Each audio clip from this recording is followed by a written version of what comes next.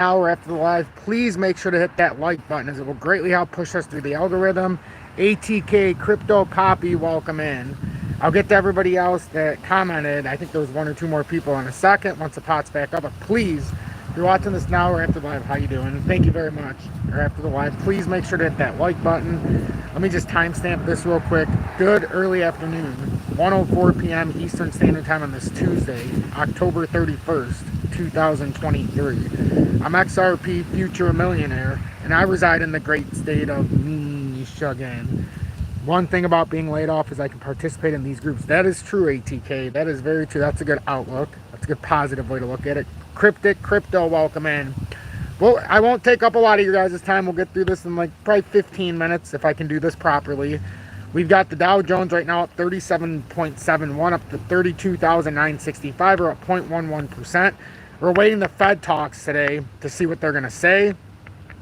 So we'll get into that after I get through the charts.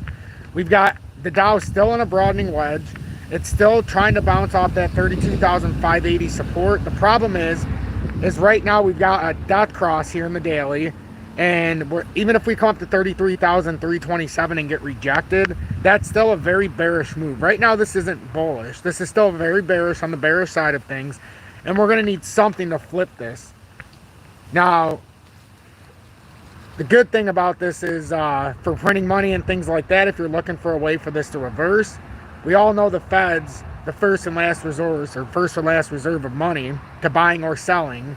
So if they want to print money now with the war and everything, they've asked for $1 trillion today, or last night. They put in the budget that they need $1 trillion to properly run this economy in a time of war.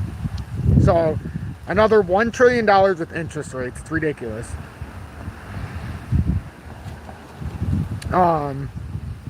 T-Speaker with the side bet on XLM and future. Yeah, that's right, Joshua. XRP Future Millionaire with the side bet on XLM and future. Digibite. Oh, gee, I still love that intro a lot, actually. So that's what we're looking at with the Dow, with the broadening wedge. Kwame, welcome in. Good afternoon. With the U.S. dollar, we're up about 0.57%, or over 60 cents on the dollar right now. So we're up to 106.74. And so what we talked about, is this a massive W reversal? Is this going to play out truthfully? And if it does, we're coming up to around that 107.30. And I still think with the way the government is and how they want to make the U.S. dollar not look as bad as it is across the globe, so that some will still be interested in buying our government bonds, I have a feeling our government had a big hand in the buying pressure today.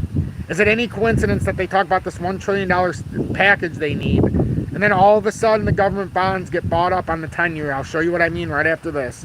So let's watch this with the DXY. Are we actually bouncing off of this? Is this long leg doji signifying that we're bearish in the area and we need to come farther down and this was just a fake out? Or is this signifying the fake out of the fake out and we're going back up? We'll only know on the next daily candle, but if we break out to the upside, it'll be closer to probably 107.80 now.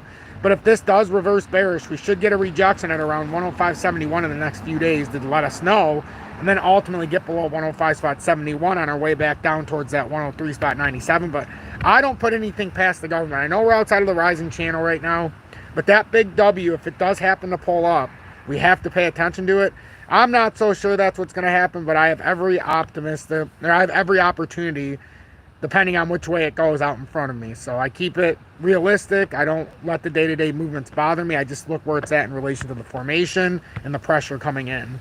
With the 10-year government bond, it's down 0.63% or 0.03 basis points. So some buying pressure came in after it got back up to 4.987% roughly.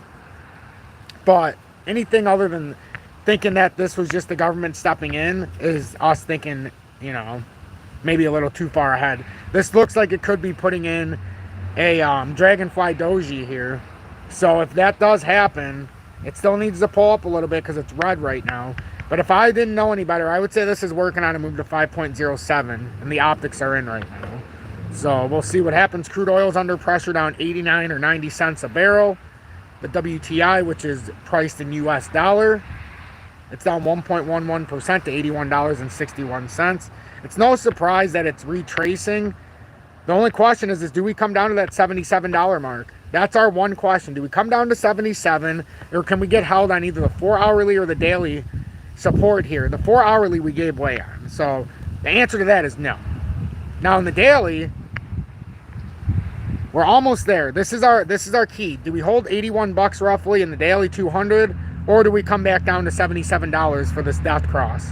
When the government is telling us they're eyeing $70 a barrel for U.S. oil, for crude, they said this a couple months ago, and I was very transparent with it, and that's the only reason why we've been watching that $77 level, maybe even $70, is when they say that, they're not saying it for, they're not saying it just to hear themselves talk. So they're giving us a warning that they might put a cap right now, and then it'll just end up exploding after that. So let's say it came down there, you'd have so much buying pressure down there, it would just explode. It would absolutely explode. You've got gold down about $5.62 to about $19.90 an ounce. It has not been able to break over that very tough resistance at 2009. So we're going to see exactly how this plays out. But if we're in tune for a reversal here, as this could be starting to put in the gravestone doji here actually. So this could be indicating a big move with the US dollar. So we'll have to see. Because if the dollar breaks out, gold will break down. And we've been rejected 3 times on 2009. And remember from back here, that's our technical target on a breakup out of this descending triangle. Joshua, welcome. Russell, good afternoon. And how we feel? I'm feeling pretty good today. I just got done at the gym. We're going to go trick-or-treating tonight. I wanted to do the midday market report because I love doing the midday market report. But other than that, I'm doing pretty good. We need to make sure for gold that 1980 can hold. And we continue pushing up. We have these bullish crosses in the daily. But we've, well, I mean, I guess you could say we've invalidated the death cross as of now. We need to get over 2009 and break up to validate that invalidation. That's just how I'll leave it. So that's gold. The gold-silver ratio is up about 1.5%, and that's because silver is falling faster than gold. Silver's down about 40 cents or 1.69%. The $22.89 an ounce. So we'll take a quick look at this before we get into the gold-silver ratio because that helps us. We are putting in long leg dojis across the board. So if the U.S. dollar is getting ready to move up, it's telling us in precious metals that we can go either way right now. So if the dollar goes up, precious metals are coming down a little bit. It's just that's how it goes. If the dollar is ready to come back down this V-shaped recovery, what looks like a little bit of an inverted head and shoulders should bring any downside liquidity and cap it off at about 22.38, and then we should be able to push this back up. So did you timestamp this? I sure did, ATK, at the very beginning. I timestamped this. I sure did. So that's what we're looking at with silver, and that's a nice V-shaped recovery right now. I wouldn't be surprised if the DXY reverses down. Even though I want it to come to 109, and I know the government's doing, I just think that we need to pay very close attention to the optics out in front of us. The gold-silver ratio, as we talked about, up 1.51% or $1.28 per ounce to 86.883. Not the high in recent days, but it's still showing a little bearish tendencies, in my opinion. If we break that 20-day, we could come back down. But as long as we're holding the 20-day, I just don't want anybody to get caught up if that is an M-topping reversal. It could come back down here, all the way down to about 81.5. But if we want to break out and validate a continuation, we need to get above 88.1 and stay. That's the bottom line. We need to be above 88.1. Your DXY really moving lately? It is moving. The DXY is moving a lot lately. The problem is that it could be showing us optics here. This could be a big optic. That W reversal that makes it look like it's going to come up to 107. With that long leg doji in today's candle, this is telling me we could be more bearish than bullish, and this could be a fake out attempt. If that's the case, we want it to be a fake out attempt if you want crypto to continue moving up. If this goes up to 109, crypto's probably going to fall bearish for a few days or weeks. Same thing with metals. If you want metals to go up, you certainly want this to reverse back down. If you're looking for a better deal on metals, you want this to break up. I want this to break up to 109 more than I can even acknowledge to everybody. Because I want B2 gold to break back down. And right now it's on the top side. But I would like this to reverse back down. It showed a long leg doji. So this could be signaling that this pattern down is starting to reverse back up. We've had a bullish cross in the daily. We're above a very critical level. Could be showing a beautiful V-shaped recovery with a bullish handle. And if that's the case, we're looking at a 25 to 27% move back up to the top around $4. And then what happens? Do you break out from there? Is it done in the consolidation mode, and are we ready to meet new highs in 24? That's what we're waiting for. And now, last but not least, let's talk about what's to come today. And for the 45 people in here, wow, thank you so much for tuning in. That means a lot to me. Mo, good afternoon. I greatly appreciate you tuning in and your consistency. Make sure to hit that like button, everybody. We have 45 people watching, only 27 likes. I think we can do better than half, or 40 or 60% or whatever we're at. Truth Hurts, did you miss XRPTA? I don't technically always do XRPTA during the midday market reports, but for you, I will.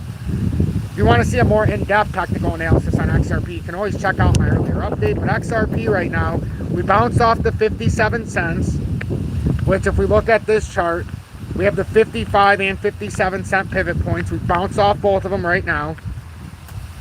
And 57 is what helped us push out from yesterday. That pivot point's very important that we hold that no matter how big of a consolidation back down we have, so that we can stay on this level. But as you can see, we haven't finished the technical move yet.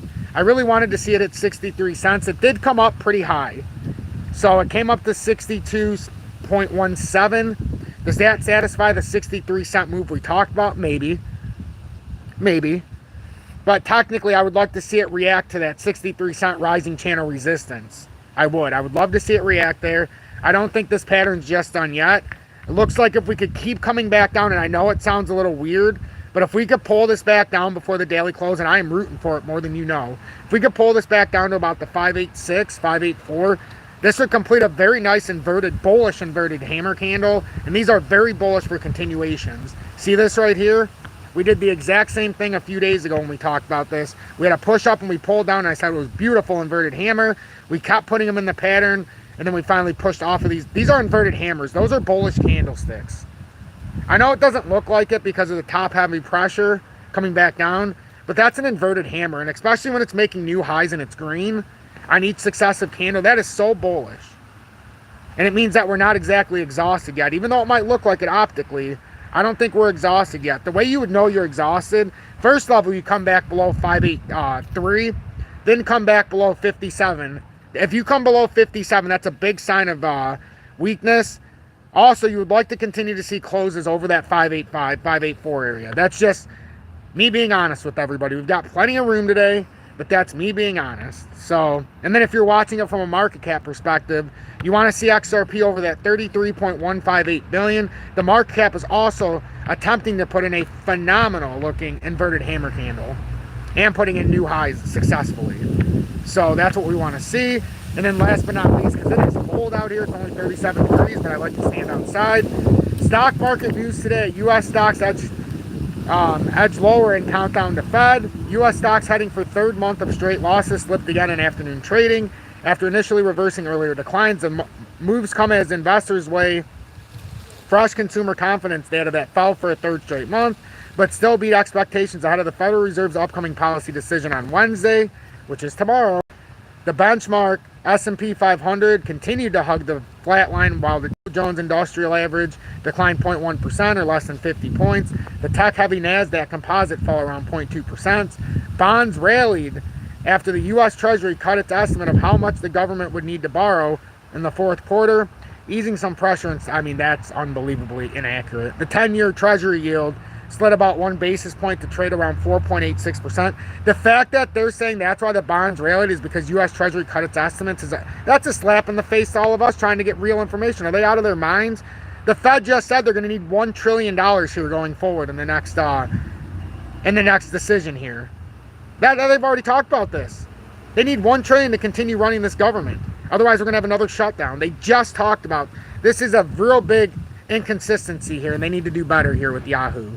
Fed policymakers have hinted that the recent surge in Treasury yields could be a factor in their decision-making. Given its tightening effect, investors are highly focused on whether the central bank will hold interest rates steady, as most analysts expect, or hike at their meeting starting Tuesday. I mean, what a joke. Middle East turmoil could disrupt global oil supply. What a shocker. A grim forecast from the World Bank warned the war between Israel and Hamas, occupied with the ongoing conflict in Ukraine, could greatly disrupt the global oil supply and drives prices up by as much as 75%. Anybody still watching, you've seen the Fed say they're going to need $1 trillion to continue running stuff going forward. I'm not crazy. Even Gregory Mannarino talked about this morning. The fact that they're throwing shade at this it's a kick in the grotesques is what it is. It's a gross act of reporting right now.